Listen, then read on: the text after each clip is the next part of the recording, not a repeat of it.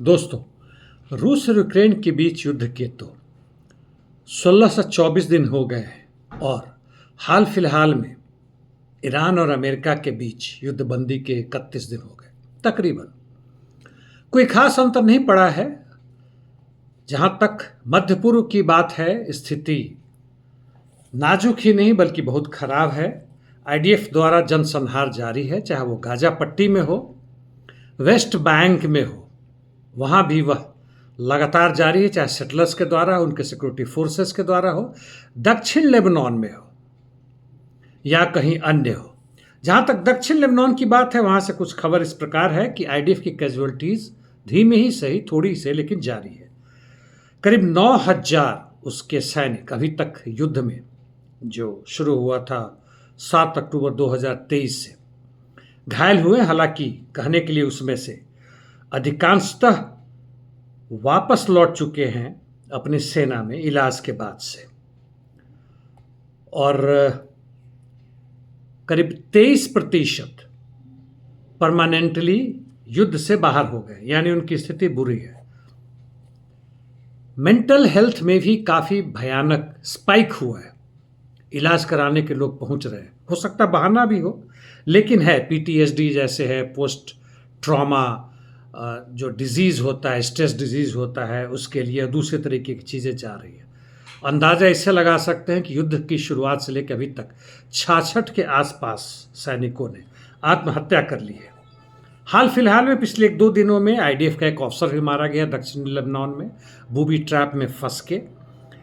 4 बुरी तरह घायल हुए तथा 2 सैनिक भी मारे गए हैं। तो चलिए, यह तो हुआ लेबनान का। जहाँ तक अमेरिका और ईरान की युद्ध की बात है, उसमें कहते हैं हेग्सेथ ने कहा है कि सीएनएन का वह रिपोर्ट गलत है जिसके हिसाब से उसके पास इंटरसेप्टर मिसाइल्स, यानी एयर डिफेंस के लिए जो काम आते हैं थर्ड सिस्टम में, वह केवल 20% ही बचा हुआ, 80% खपत हो गया तथा पेट्रियट के लिए 50% खपत हो चुका है। उन्होंने कहा हमारे पास पर्याप्त है। हालांकि यह भी सुनने में आया है कि उनके और ट्रंप के बीच में झड़प हुई है। लगता है ऐसा नहीं कि हेग्सेथ के पास इतनी औकात है, चाहे वो वाइस प्रेसिडेंट हो या दूसरे जितने भी हो, वो इर्द गिर्द खड़ा रहते हैं। ट्रंप जो है सो महाराजा है और आसपास लोग खड़े रहते हैं। यह हम लोग अरब देश के केवल वहाँ के शेखों के खिलाफ बात नहीं कर रहे हैं, यहाँ भी है और भारत में भी है, आप देख सकते हैं।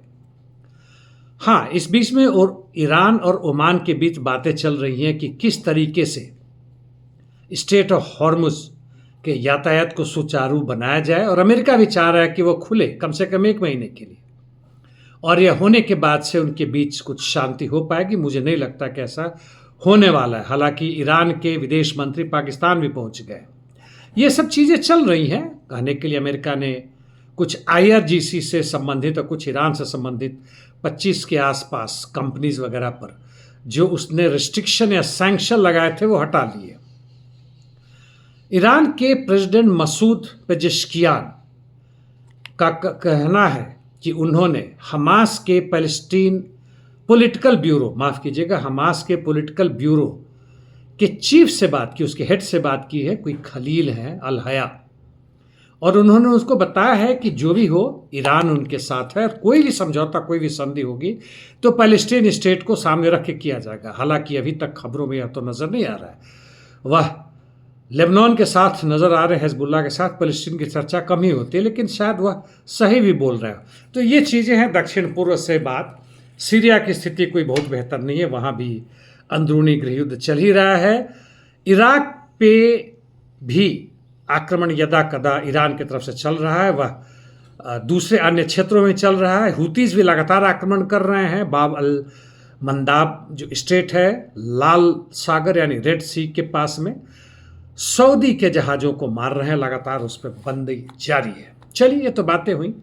हल्के से में देखते हैं कि रूस यूक्रेन में क्या हो रहा है। तो दोनों के तरफ से जहाँ तक इंटरडिक्शन मिशंस की बात है, एक दूसरे के क्षेत्रों को तबाह करने की बात है, दूर सुदूर क्षेत्रों में, वह उसमें काफ़ी इजाफा हुआ है। उदाहरण के लिए रूस ने 50 से अधिक बैलिस्टिक मिसाइल केवल कीव में मारा है इस अगस्त में। आज 6 तारीख है, 6 दिन में, और कीव के अधिकांश क्षेत्रों को उसने बर्बाद कर दिया गया है। पाश्चात्य देशों में भी हलचल मची हुई है कि क्या हो रहा है, और जिसमें उनका इस्तेमाल जो कर रहे हैं वो इस्कांदर मिसाइल भी है, S-400 केन यानी किंजल का भी इस्तेमाल हो रहा है, जिक्रो हाइपरसोनिक मिसाइल का भी इस्तेमाल है। और कहते हैं कि पूरे कीव एरिया में 1 या 2 ही मिसाइल को वो इंटरसेप्ट करने के लिए उनका एयर डिफेंस काम शुरू किया, क्योंकि उनके पास मिसाइल है ही नहीं, बुरा हालत है। ट्रंप ने जेलेंस्की के इस रिक्वेस्ट को नकार दिया कि हंड्रेड्स ऑफ पेट्रियट मिसाइल चाहिए। उन्होंने कहते हैं कि कहा कि हमारे पास खुद के लिए कमी पड़ रही है दक्षिण पूर्व में, खासकर गल्फ कंट्रीज़ में जहां उसके मिलिट्री बेसेस हैं, वहाँ लगातार अंधाधुंध केवल ड्रोन ही नहीं मिसाइल से भी ईरान आक्रमण कर रहा है, और अब तो हुतीज भी शामिल हो गया है सऊदी अरब के खिलाफ। यूक्रेन भी लगातार अपने पढ़ाई होगा, वाइल्ड बेरीज कंपनीज तूला और दूसरे जगहों में मारियोपोल, दोनेत्स्क, मास्को के इलाके में हर तरीके से लगातार आक्रमण कर रहा है। जहाँ तक ग्राउंड की सिचुएशन है, सूमी और वोल्चांस में रूसी सैनिक लगातार आगे बढ़ रहे हैं। राइजेवका नामक गांव पे सूमी में उन्होंने कब्जा कर लिया है, और कॉन्स्टेंटिनोवका में भी वह अब शहर के उत्तर और पश्चिम दिशा में बढ़ रहे हैं। निप्रोपेट्रोवस्क क्षेत्र में यूक्रेन का काउंटर अटैक नोवोखाट्स्की में जारी है, कोई खास परिवर्तन हालांकि नहीं है। जापोरिजिया के पूर्व में ज़ारनित्सिया पर उन्होंने कब्जा कर लिया, रूस ने कब्जा कर लिया है। पश्चिम में स्थिति यथावत है, यूक्रेन का दबदबा अभी भी जारी है। भारत की स्थिति में इतना ही कहना चाहूँगा दोस्तों कि तथाकथित रूप से जेन जी का आंदोलन हो, कॉकरोच पार्टी का आंदोलन हो, उसके पीछे SFI के भी या ऐसा वगैरह स्टूडेंट यूनियन के जो लोग हैं वो सब शामिल हुए। किसानों का आना शुरू हुआ था, ट्रेड यूनियन का नहीं था, लेकिन वह असमय ही रोक दिया गया। जो भी है इसकी चर्चा मैं पहले कर चुका हूँ, लेकिन अभी भी जहाँ तहाँ आंदोलन खड़ा हो रहा है। शायद गृह मंत्री के इस्तीफे के मांग कर, कुछ उनके छात्र युवा दूसरे लोग अभी जेल के पीछे उसके मांग को लेकर, और गुस्सा तो है ही है उसको लेकर, बहुत सारी चीज़ें हो रही है। लेकिन किस स्तर पर, कहाँ कहाँ क्षेत्रों में, कितने बड़े क्षेत्रों में हो रहा है, इसका अंदाज़ा अभी पूर्ण रूप से मुझे नहीं हो पा रहा है। दिल्ली का जंतर मंतर तो एक घोषणा करने के लिए जगह है, लेकिन बाकी भारत में बहुत सारे जगह, हजारों नहीं लाखों जगह, वहाँ पे स्थितियाँ क्या है। और सारा का सारा श्रेय यदि हम देखें तो सोशल मीडिया में आ रहा है कि राहुल गांधी ने नरेंद्र मोदी के खिलाफ ये बोल दिया, उधर में यूपी के भी समाजवादी पार्टी के नेता यादव ने ये बोल दिया, और बला बला सब चल रहा है। राजद ने ये किया, उनकी ये बेइज्जती हुई, इससे कोई अंतर नहीं पड़ता दोस्तों। इन सब की चमड़ी, दक्षिणपंथियों की चमड़ी बहुत मोटी है, तभी तो कि यहाँ तक पहुँचे। और यह कहना कि 2029 में इन्हें हरा देंगे, अभी से कुछ लोग लिखना शुरू किए हैं, महान बेवकूफ़ी वाली बात है। बल्कि यह जन विरोधी है, यह मजदूर और किसान विरोधी है कि उन्हें फिर से उस बहलावे फुसलावे में ला रहे हैं कि 2029 तक तुम बर्दाश्त करो, चुनाव में हरा देंगे। तो आप लिखें, टिप्पणी जरूर करें दोस्तों। आज के लिए इतना ही, धन्यवाद।